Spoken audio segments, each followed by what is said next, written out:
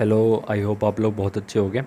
तो पिछले लेक्चर में हम कुछ मिशेल की कहानी पढ़ रहे थे कि मिशेल क्या होते हैं, कैसे फॉर्म होते हैं, minimum requirement, critical micelle concentration थी, ग्राफ टेम्परेचर था। और देखते हैं कि एक्चुअली मैकेनिज्म मिशेल फॉर्मेशन का, कि एक्चुअली मिशेल कैसे फॉर्म होते हैं। ठीक है, तो देखो किस तरह से हम इसका मैकेनिज्म पढ़ने वाले हैं। हम एग्जांपल लेते हैं। जनरली मिशेल कब कब किस किस केस में फॉर्म होते हैं। जब तुमने कोई सोप सब्सटेंस ले लिया, कुछ सोपी सब्सटेंस ले लिया, डिटर्जेंट वगैरह ले लिया, उसी केस में हमारे मिशेल जनरली फॉर्म होते हैं। ठीक है, तो हम एक एग्जांपल से समझते हैं मिशेल के फॉर्मेशन को किस तरह से स्टेप बाय स्टेप पे फॉर्म होता है। ठीक है, तो हमने एक सोप ले लिया जी। ठीक है, सोपी सॉल्यूशन ले लिया जिसका फॉर्मूला था CH3CH2 होल 16। ठीक है, COO नेगेटिव Na+, जिसे हम सोडियम स्टीरेट भी बोलते हैं। टाइप का फैटी एसिड है, इससे मिलके जनरली सोप वगैरह बने होते हैं। ठीक है, तो इसका फॉर्मूला CH3CH2 का होल 16 COO नेगेटिव Na+। ठीक है, और हमने इस हाइड्रोकार्बन चेयर को हमने R लिख दिया कि हमें ईजी रहे। इस सोडियम स्टीरेट को कैसे लिख दिया, RCOO नेगेटिव Na+। ठीक है, अब देखो जैसे ही हमने इस सोप को RCOO नेगेटिव Na+ को जैसे ही हमने पानी किस में टूट जाएंगे, RCOO नेगेटिव और Na+ में टूट जाएंगे पानी में। ठीक है, when RCOO negative Na+ dissolve in water it dissociated into RCOO negative and Na+। और देखो RCOO नेगेटिव जो है इसके पास पोलर ग्रुप भी है, नॉन पोलर ग्रुप भी है। पोलर ग्रुप बच्चों कौन सा हो गया, CO नेगेटिव। और R जो हाइड्रोकार्बन वाला ग्रुप है वो कैसा है, non polar group. Polar non polar तुमने ऑर्गेनिक में आई होप पढ़ा होगा ही। ठीक है, और जो CO नेगेटिव है पोलर ग्रुप है, इसे हमने बोल दिया हेड। और जो नॉन पोलर ग्रुप है कार्बन चेन वाला, हाइड्रोकार्बन चेन वाला, इसे हमने बोल दिया नॉन पोलर ग्रुप, जो कि जिसे हमने बोल दिया टेल। ठीक है, जो पोलर ग्रुप है ऑफकोर्स वो कैसा होगा, वाटर लविंग, जिसे हाइड्रोफिलिंग भी बोल सकते हैं, क्योंकि पानी पोलर है और ये CO नेगेटिव भी पोलर है। तो ठीक है, तो ये कैसा हो गया, वाटर लविंग हो गया, पोलर अट्रैक्ट करता है पोलर को। और जो R ग्रुप है हाइड्रोकार्बन वाला, हाइड्रोकार्बन चेन वाला जो ग्रुप है वो कैसा हो गया, वाटर हीटिंग, हाइड्रोफोबिक, क्योंकि नॉन पोलर और पानी पोलर है, तो नॉन पोलर पोलर आपस में रिपेल करेंगे।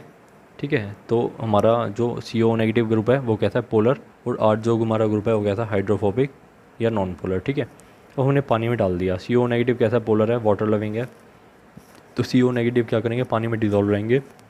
और जो R ग्रुप है हमारा हाइड्रोकार्बन वाला है, बाहर रहेगा, नॉन पोलर है, वाटर हीटिंग है, तो थोड़ा सा बार बार रहेगा। ठीक है, तो कि लो कंसनट्रेशन पे कहानी, और Na+ पानी के अंदर घूम रहे होंगे, ये कहानी होगी लो कंसनट्रेशन पे। एज इलेक्ट्रोलाइट हमारा सोडियम स्टीरेट बिहेव कर रहा है। ठीक है, अब जैसे ही हमने कंसनट्रेशन हाई करी तो मालूम है क्या होगा, जो नेगेटिव वाले आयन है ना, ये इस तरह का एक स्फेरिकल बना लेंगे, क्योंकि जो R ग्रुप है ये तो अंदर की तरफ स्पेयर सा बना लेंगे, जिसके अंदर R ग्रुप तो अंदर की तरफ पॉइंट आउट कर रहा होगा और नेगेटिव ग्रुप बाहर की तरफ। ठीक है, कुछ इस तरह से स्फेरिकल स्पेयर बना लेंगे हाई कंसनट्रेशन पे, क्रिटिकल मिशेल कंसनट्रेशन पे। जो नॉन पोलर ग्रुप होगा अंदर की साइड होगा, और जो ये नेगेटिव CO नेगेटिव वाला ग्रुप बाहर की तरफ होगा। ठीक है, तो इसे हमने बोल दिया micelle. At high concentration form होगा, स्फेरिकल सा होगा। ठीक है, गोला सा, ऐसे बॉल जैसा, कि इसके अंदर RR ग्रुप अंदर अंदर की साइड होंगे, नेगेटिव ग्रुप बाहर की साइड, तो ये हमारा बन गया मिशेल। ठीक है, और CO नेगेटिव हमने इसको एक्सप्लेन भी कर दिया, CO negative pointing outward and R group pointing inwards. और क्या हो गया, स्फेरिकल फॉर्म हो गया, इसी को हमने क्या बोल दिया, मिशेल। एक मिशेल के अंदर लगभग 100 ऐसे RCO नेगेटिव जैसे आयन प्रेजेंट होते हैं। इतने ज़्यादा मॉलिक्यूल, इतने ज़्यादा आयन से मिलकर बना होता है हमारा एक मिशेल। ठीक है, अब देखो ये तो मिशेल की कहानी होगी। जनरली सोप वगैरह मिशेल को फॉर्म करते हैं। अब तुम्हें मालूम होगा कि मिशेल की वजह से ही हमारा जो हम कपड़े धोते हैं, अगर ये मिशेल फॉर्म ना हो पाता तो हम कपड़े वॉश ना कर पाते। ठीक है, तो देखते हैं कि मिशेल वगैरह सोप वगैरह कैसे काम करते हैं, किस तरह से कपड़ों को वॉश करने में हेल्प करते हैं। तो अब पढ़ लेते हैं क्लींसिंग एक्शन ऑफ सोप। तो देखो क्या होता है, मान लो कोई कपड़ा है, क्लॉथ है, जिस पे ग्रीस है, ऑयल है, चिपकी हुई है, मिट्टी वगैरह कुछ भी है ना। जो ग्रीस ऑयल जनरली होते हैं नॉन पोलर होते हैं नेचर के अंदर। ठीक है, नॉन पोलर होते हैं। एक बात याद रखना, पोलर अट्रैक्ट करता है पोलर को, पोलर को डिजोल्व करता है, नॉन पोलर को डिजोल्व करता है। वाटर कैसा है, पोलर है। ठीक है, क्योंकि OH के बीच में इलेक्ट्रोनेगेटिविटी डिफरेंस ज़्यादा है, तो उसके अंदर डायपोलर है, तो वाटर कैसा है, पोलर है। और ऑयल वगैरह हो गई, जो हाइड्रोकार्बन चेन हो गई, ये होती है जनरली नॉन पोलर।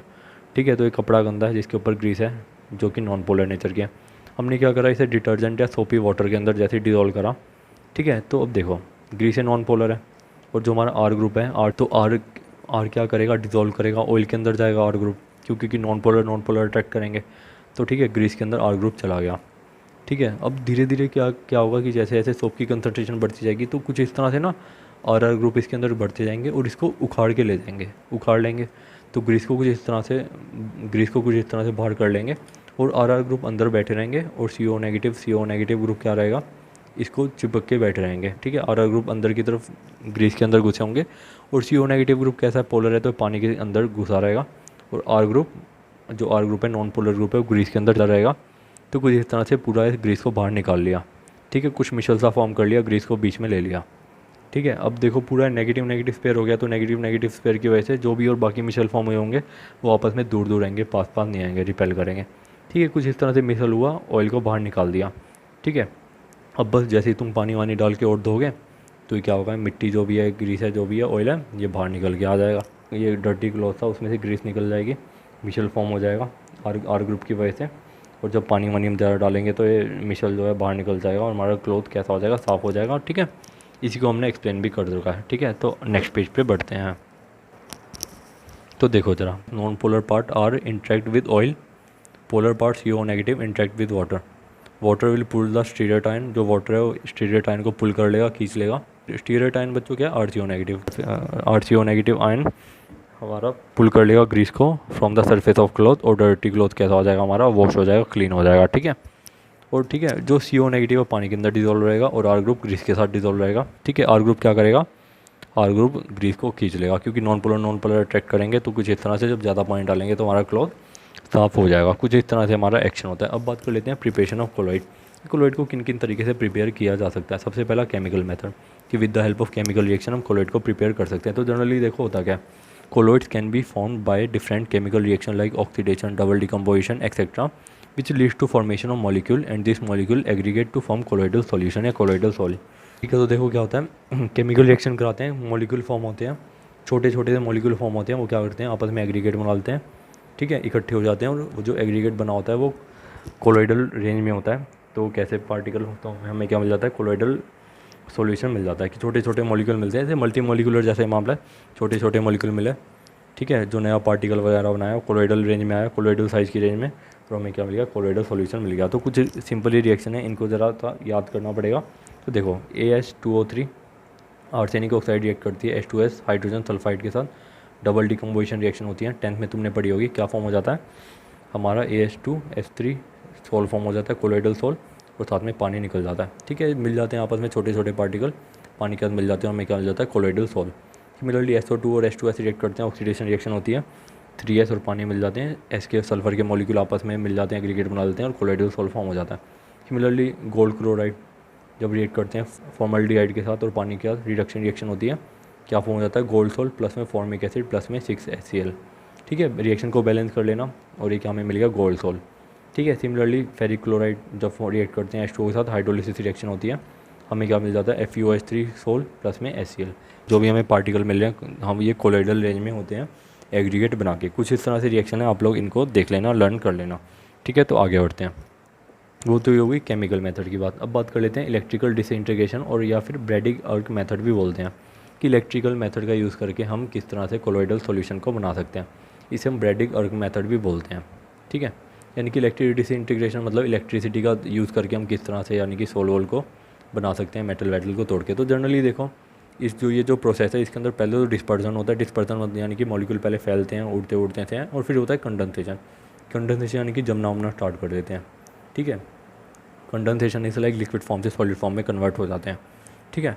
और जनरली जो ये मेथड है जनरली किस लिए यूज़ होता है, for the preparation of colloidal solution like of gold silver वगैरह के जो भी कोलॉइडल सोल होते हैं वो इस मेथड से प्रिपेयर किए जाते हैं। तो देखो इसके अंदर क्या होता है, हम मेटल की इलेक्ट्रोड लेते हैं, जैसे मान लो तुमने गोल्ड की 2 इलेक्ट्रोड ले ली, इसको हाई वोल्टेज से कनेक्ट करा, बीच में तुमने क्या कर दी, एक आर्क लगा दी, इलेक्ट्रिकल आर्क लगा दी, ठीक है। अब देखो जैसे ये पास आएंगे चिंगारी विंगारी छोड़ेंगे, हाई वोल्टेज तुमने देख रखी है, ठीक है। तो जैसे ही चिंगारी वगैरह छोड़ेंगे बहुत ज़्यादा हीट रिलीज होगी, हीट रिलीज से क्या होगा, मेटल क्या होगा, पिघलने लग जाएगा और इसके मॉलिक्यूल हल्के हल्के से वेपराइज होने लगेंगे, यानी कि डिस्पर्स होने लगेंगे, वेपराइज होने लगेंगे, ठीक है। और इधर हमने साइड में क्या लगा रखा है, आइस बाथ लगा रखा है, ठीक है। आइस बाथ लगा रखा है साइड में, जैसे ही वेपर की फॉर्म में बाहर निकले तो ये आइस बाथ की वजह से क्या हो गया, कंडेंस हो गया, है ना। आइस बाथ की वजह से वेपर किस में कन्वर्ट हो गए, कंडेंस हो गए, छोटे छोटे सॉलिड के मॉलिक्यूल बन गए, गोल्ड वगैरह के जो भी तुमने मेटल ले रखा है। तो इस तरह से क्या होगा, पहले तो हुआ वेपराइजेशन यानी कि डिस्पर्जन बोल सकते हो कि फैलावट हुई, फिर उसके बाद क्या हुआ, कंडेंसेशन की जो भी वेपर फॉर्म हुए वो सॉलिड फॉर्म में कन्वर्ट हो गए और हमें क्या मिल गया, गोल्ड का सोल मिल गया। ऐसे सिल्वर प्लेटिनम का भी तुम ले सकते हो।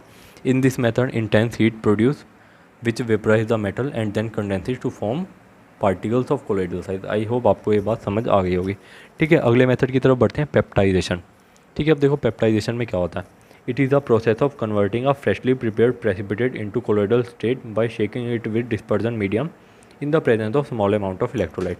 ठीक है, इसके अंदर क्या होता है, जो भी प्रेसिपिटेट है, जो भी हमारा सस्पेंशन है, उसके अंदर हम क्या करते हैं, एक स्मॉल अमाउंट ऑफ इलेक्ट्रोलाइट डाल देते हैं। जैसे हम उसको शेक करते हैं, जो हमारा पहले सस्पेंशन में था, जो कि हमारा प्रेसिपिटेट फॉर्म में था, वो किस में फॉर्म हो जाता है, कोलोइडल फॉर्म में, कोलोइडल सोल की फॉर्म में कन्वर्ट हो जाता है। ठीक है, ऐसे प्रोसेस को बोलते हैं पेप्टाइजेशन। ठीक है, और जो भी इलेक्ट्रोलाइट यूज होता है उसके क्या बोलते हैं, पेप्टाइजेशन एजेंट। एग्जाम्पल से देखेंगे तुम्हें समझ आएगा। ठीक है, हम क्या करते हैं, जैसे ना FeOH3 का प्रेसिपिटेट सॉल्यूशन होता है। ठीक है, जैसे मान लो इसके अंदर डिस्पर्जन फेज जो है वो है FeOH3, नीचे बैठे हुए हैं, सस्पेंशन बोल लो कुछ भी। ठीक है, कोई सस्पेंशन है। ठीक है, इसके अंदर FeOH3 फेरिक हाइड्रोक्साइड नीचे बैठे हुए हैं, प्रेसिपिटेट बैठे हुए हैं। ठीक है, और सॉल्वेंट भी कुछ ना होगा, पानी, सॉल्वेंट भी कुछ ना कुछ होगा, पानी वगैरह है ना। हमने क्या करा, जैसे इसके अंदर FeCl3 थोड़ा सा डाला और उसे शेक करा, तो क्या हुआ, FeOH3 के जो पार्टिकल्स थे अभी कोलॉइड बन गए हैं। ठीक है, अभी पानी के अंदर ऐसे तैर रहे हैं, घूम रहे हैं। ठीक है, तो इसके अंदर क्या होता है, इस प्रोसेस को क्या बोलते हैं, पेप्टाइजेशन। कि इसके अंदर जो भी प्रेसिपिटेट है, तुमने इलेक्ट्रोलाइट को डाला, ठीक है, और जो पहले सस्पेंशन था वो किस में कन्वर्ट हो गया, या जो प्रेसिपिटेट था वो कोलॉइडल फॉर्म में कन्वर्ट हो गया। ठीक है, इस प्रोसेस को क्या बोलते हैं, पेप्टाइजेशन। हमने एग्जांपल लिख दिया, reddish brown colloidal sol obtained when FeCl3 electrolyte added to precipitate of ferric hydroxide. ठीक है, और इसका रीज़न क्या एग्जैक्टली होता कैसे है, एक बार उसे भी देख लेते हैं। ठीक है, during peptization precipitate adsorb one of the ion of the electrolyte, this causes to electrostatic repulsion which result in the formation of colloidal salt. क्यों क्या होता है, पेप्टाइजेशन के दौरान जो भी प्रेसिपिटेट होता है वो ना, जो भी हमने इलेक्ट्रोलाइट डाला उसमें से एक आयन को एड्सॉर्ब कर लेता है अपने सरफेस पे। और क्या होता है, जैसे मान लो पॉजिटिव आयन को एड्सॉर्ब करा, तो ठीक है, जैसे ही पॉजिटिव आयन को सरफेस पे एड्सॉर्ब करा बहुत सारों ने, तो क्या हुआ, उनके बीच में प्रेसिपिटेट के बीच में रिपल्शन होनी स्टार्ट हो गई, जिसकी वजह से क्या हो गया, हमारा कोलॉइडल सॉल्ट फॉर्म हो गया। ठीक है, जैसे मान लो तुमने प्रेसिपिटेट था FeOH3 का, ठीक है, हमने क्या डाला, FeCl3 को डाला, Fe+3 क्या होगा, FeOH3 के सरफेस पे एड्सॉर्ब हो जाएगा। जैसे ही हमने शेक करा तो प्लस प्लस चार्ज इसके FeOH3 के सरफेस पे आता जाएगा। ठीक है, पॉजिटिव चार्ज आ गया सब पे। अब क्या हो गया, इलेक्ट्रोस्टैटिक रिपल्शन होगी, जिसकी वजह से मॉलिक्यूल दूर दूर भागेंगे और हमारा क्या फॉर्म हो जाएगा, कोलॉइडल सॉल्ट फॉर्म हो जाएगा। सिंपल सी बातें थी। आई होप तुम्हें पेप्टाइजेशन का प्रोसेस समझ आया होगा, जिसके अंदर प्रेसिपिटेट जनरली कोलॉइडल फॉर्म में, कोलॉइडल स्टेट में कन्वर्ट हो जाता है। यूँ बोल लो सस्पेंशन जो था पहले वो कोलॉइडल स्टेट में कन्वर्ट हो गया। ठीक है, तो ये कोलॉइडल को फॉर्म करने का तरीका। आई होप आपको चीज़ें समझ आई होंगी। ठीक है बच्चों, thank you so much, see you in next lecture.